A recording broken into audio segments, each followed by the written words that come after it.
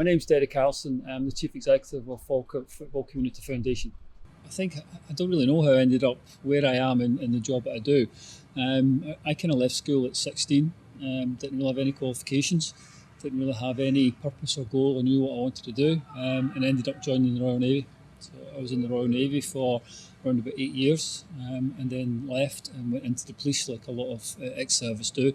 And then in the police, I worked out of Glasgow, but then all the experience and went down to London with the Met and worked in the Met for about 10 years.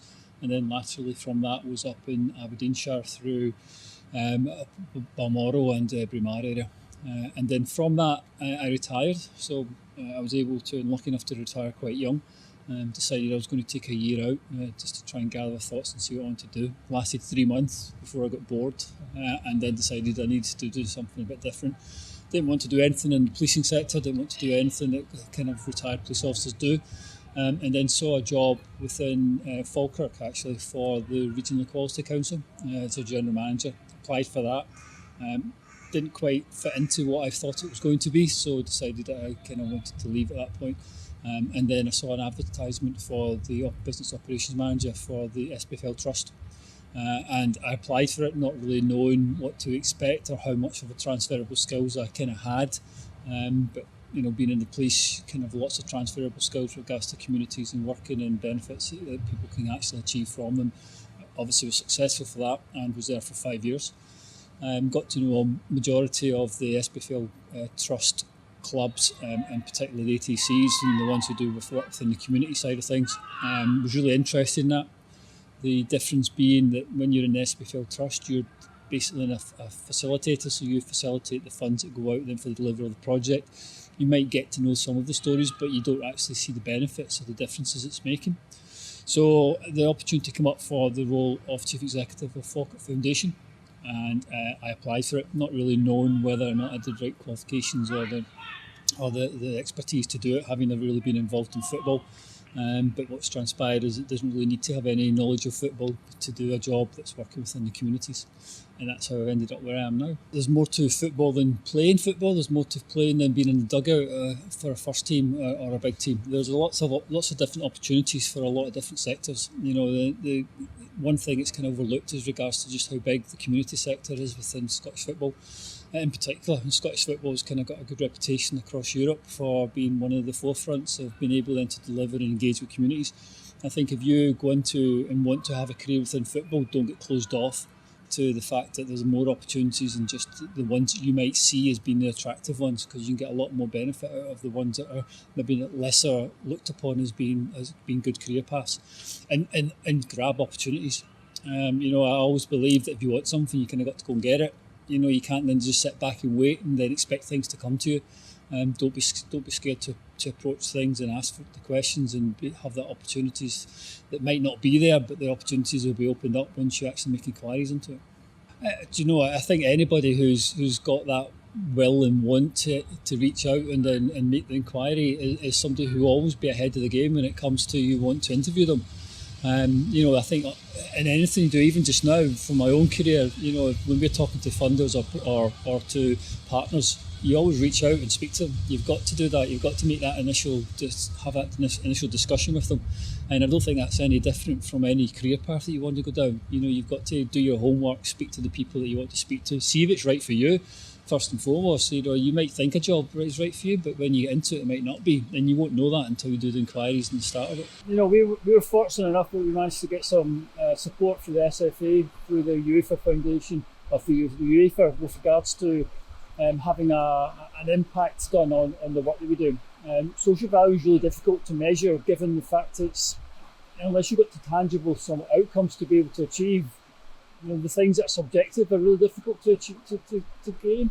You know, you can do your measuring of the projects like we all do and the outcomes that you're looking to achieve, but to apply a social value to that is really difficult.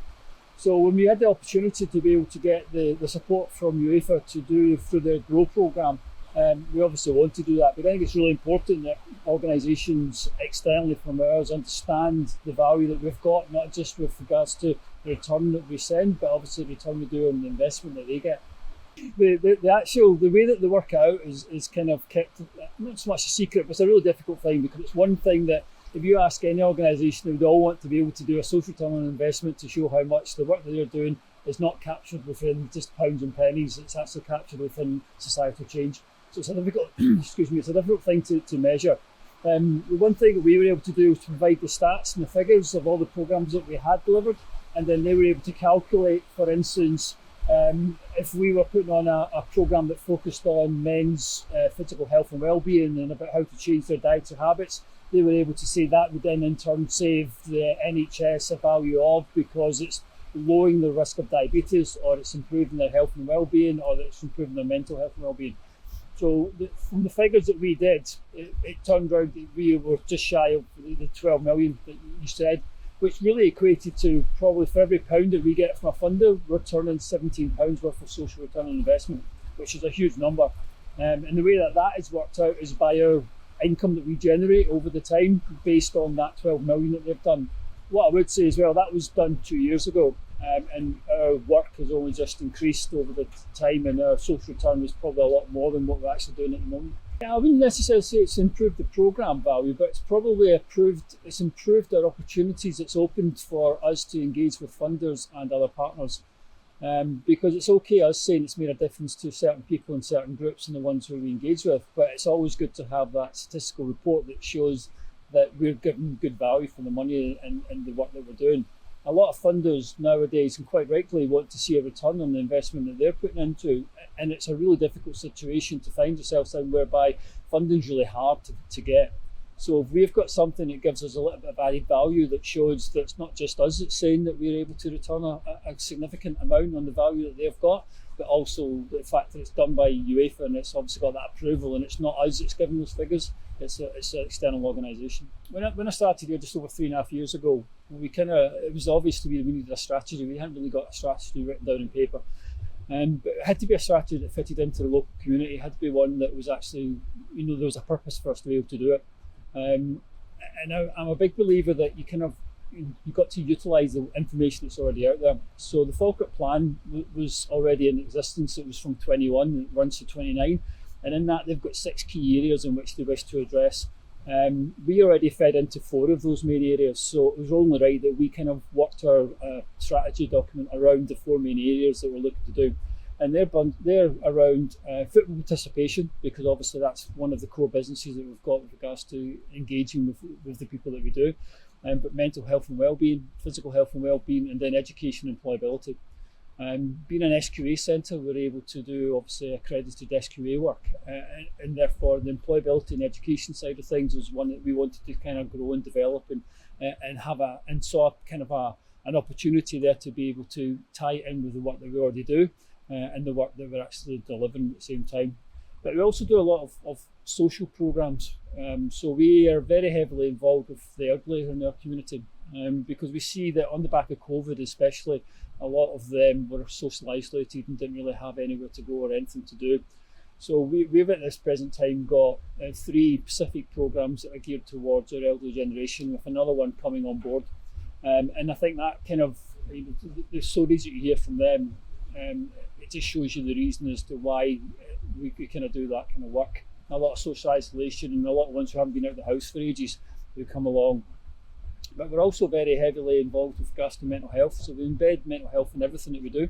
So even our football coaching, the coaches are all trained up in mental health, but they also deliver the 5 ways of better wellbeing when they're just doing the training sessions, and the kids don't even know they're getting it at the same time as it's being delivered. So mental health is a real big thing for us. We work in partnership with SAMH and a load of different partners within here for them as well, which is a local version of the mental health services. And we want to try and make it a safe place for people to come and be able to engage with us, but know that there's other projects out there that will help them. And I think the opportunities that we provide allows people to do that. It allows them to know that they're coming to a safe environment. At the same time, they're going to get something at the back of what they're actually deliver. We're quite fortunate in a lot of our programmes that we deliver. We've got a really high retention rate, which to me shows that we're actually delivering things in the right manner, because people are staying and they're finishing and completing the programmes. But we also devise our programmes in such a way that they can go from one to another. So just because you do a 12-week programme doesn't mean to say that young person or adult is ready to go out into the big bad world. So we've got other additional programs that we could then offer them for them to be able to stay with us and engage and go when they're ready and be able to increase their own self-worth and belief in themselves to be able to do that.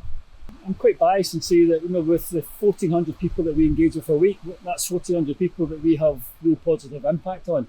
We have some really touching stories from quite a lot of people. We recently won the national award for the Children with Down Syndrome programme.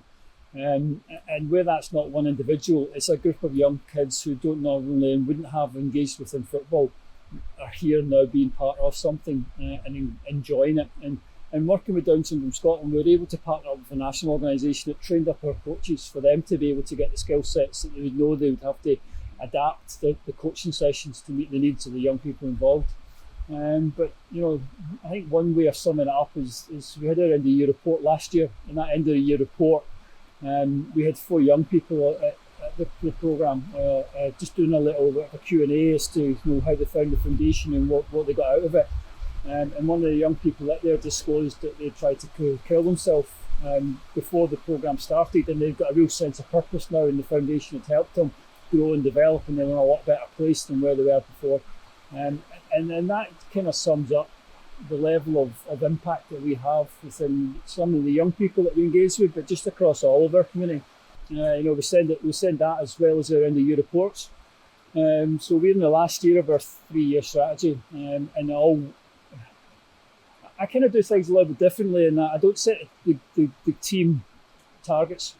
And by targets, I don't want them to increase something by 10% or increase the numbers by 100.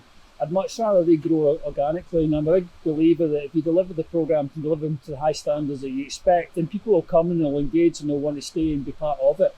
So for us, it's really important that we get to know that, but also the funders get to know that. And the funders, hopefully when they see us being able to showcase the fact that we've got our social return on investment, but not only that, but we've got a year-on-year increase, that happens organically. That just happens because of the quality of the staff we've got and the quality of the teams and the volunteers we've got, that we're able then to provide the services that we've got. You kind of have to engage with the funder and engage with them to make sure that, effectively they've got a sum of money that they want to give out to get the best return on that investment, and they're going to get the funds that they've got. So it's up to us and it's up to me to be able to go to them and say, look, we consider ourselves a safe bet. I'm a big believer in the fact that, I've got no issue with a funder coming to me and saying that they'll fund us on the basis of the outcomes and the impact that we make, because I know we'll be able to show that. I know that we've got confidence in the team and our delivery to be able to then to return that to them. So I've got no issue going to them and saying that. And I think a lot of funders actually quite like that approach. They quite like the honesty about it. But I also think that they also feel that they're basically investing into us, and it's a safe environment they're investing into, and that the funds will actually return the impact that they're looking for. We're quite fortunate, and we've got quite large national funders. So we've got National Lottery, Robson Trust, we've got RS McDonald's, SFA, SPFL Trust. We've got a lot of organisations that invest their time and effort into it as well as the funds, and that's really important. The Scottish Government is also another big supporter of us, and that's one thing I would say as well is that we're just one organisation. There's 38 football charities across the country now doing that amount of work that we're doing, all at different levels, but just as much impact on it. So the challenges are there for everybody to see. Every project's different and everyone's individual, and you kind of got to ensure that you're delivering the programme that meets the target that you're looking to achieve. We don't chase funders. There's no point chasing funders to deliver something that we don't do. I'd much rather we spent the time and effort and get the funding for the organisations that fit into what their ethos is, and the same as what our ethos is. It's the same for our partners. We've got loads of different local partners that we engage with and support us, whether that be through financial or through business support. And that's really important as well. We've got to ensure that our values fit into their values and vice versa. Whenever I go and meet an individual partner or somebody, I don't go there with an ask. My question is always, how can we help you achieve what your CSR is or your goals are? And I think that kind of works better. Funding is really difficult, and again, it's it's because obviously a lot of funding is getting cut. What usually happens with third sector organisations is when local government and national government start cutting funding, they then rely heavily on the third sector, but unfortunately the third sector don't get the funding or support that they do, and therefore when it comes to applying for funding, that funding it's a lot more difficult. There's a lot more people looking for funding from it. And again, one of the things that we look to do is to be able to show that we're actually a safer bet and actually an organisation that partners would want to work with.